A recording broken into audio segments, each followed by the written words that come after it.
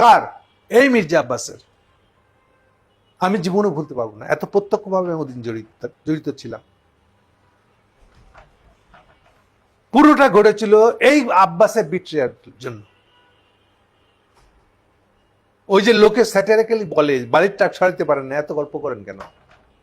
তো বালির ট্রাক সরানো, বালির ট্রাক ওখানে গেড়ে বসছিল তা আসলে মির্জা আব্বাসের জন্য, কারণ সে তার ব্যাংক বাঁচানোর জন্য নিজেকে বেঁচে দিচ্ছে হাসিনা কাছে।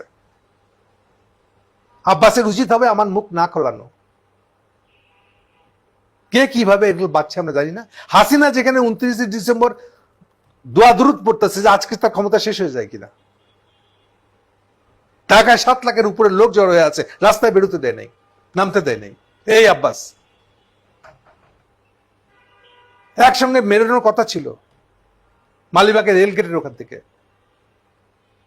1.5 থেকে 2 ঘন্টা আটকে রাখছিল, অপেক্ষা করে রাখছিল জামাত ইসলামের সমাবেশ মানে লোকজনদেরকে। ও কি রাস্তায় ওখানে ঘুরে ফিরে বেরোনো সম্ভব? তাও তারা অপেক্ষা করছিল। আব্বাস বলতেছে এই আসছি আমরা, ফাইনালে আসে নাই। ফলে জামাত ইসলাম একা যেমনি মিছিলটা বার করে সাথে সাথে পুলিশ গুলি করে এবং ওই স্পটে 2টো জামাতের কর্মী মারা যায়। এগুলো আমরা ভুলে গেছি, আমরা জানি না। সেম এই ধরনের গঠিত কাজ করছে এই মির্জা আলমগীর। মির্জা আলমগীরের পরামর্শ এক বামপন্থী, উনি কিছু হলেই কাঁপতে কাঁপতে ঢাকা মসজিদ ওই মাস্টারের কাছে যান। ওই মাস্টার বলছে বিএনপি বিপ্লবী দল না, আপনারা কেন এইসব চেষ্টা করতেছে? মির্জা আলমগীর এইটা বুঝা বামপন্থী সেজ্জা বসে আছে। আর খালেদা জিয়া সমস্ত কিছু অ্যারেঞ্জমেন্ট করছে, অর্থ সব কিছু ব্যবস্থা করে দিয়েছেন, কিন্তু হাসিনা পড়ে নাই। যে হাসিনা নিজে ভয় পেয়ে বসে আছে, মায়াকে দায়িত্ব দিচ্ছে যে ঢাকা শহরে যেইভাবে কন্ট্রোল করবেন আপনি। প্রেস ক্লাব, আপনার প্রেস ক্লাবের সামনে রাস্তা, কোন জায়গায় একটাকেও মিছিল করতে পারে না বিএনপি। ঢাকা মিছিল টিচাররা খালি মিছিল করে আসছিল, মার খেয়েছে তারা। আমাদের হাইকোর্টের সামনে যতটুকু জায়গা আছে সেখানে এই যে আমাদের আওয়ামী লীগের মহিলা কর্মীরা তারা রাস্তায় পিটাপিটি করছে। অসীম উকিলের বউ, এগুলো চোখের সামনে ভাসে আমার।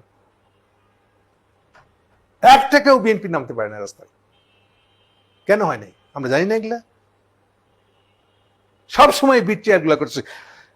স্থায়ী কমিটির মিটিং এ মোবাইল অন করে বসে আছে, বুঝছেন? এবার এরা এখন গল্প মারতেছে, আবার একটা দালালি পারছে, ইন্ডিয়ান দালালি চাপা মারতেছে এখানে। উনি এখন আমাদের করিডোর, এটা কোন করিডোর? এটা নিয়ে 2টার ভাষ্য আছে একসাথে মাখামাখি করা।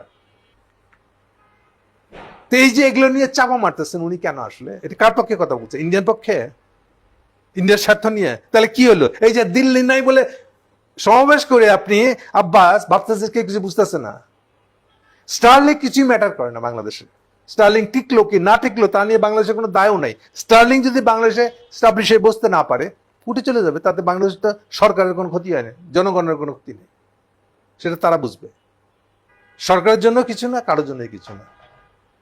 আর আরাকান আর্মি যদি ওটাকে ইউজ করতে চায় সেই ব্যবস্থা তারা করতেই পারে। সেটা নট নেসেসারি বাংলাদেশে স্টারলিং বসাইতে হবে। আরাকান আর্মির এলাকা দখলকৃত এলাকার মাথায় বসাতে পারে না। এত বেশি বুঝা লোক মনে করছেন কেন মির্জা আব্বাস নিজেকে? উনি একাই সব বুঝেন। আর আমরা বুঝি না যে উনি ইন্ডিয়ানদের দালালি করতেছেন এগুলা। উনি ভাবতেন এসব চটকদারি কথা বলে মিটিং এর আসর জমা রাখবেন।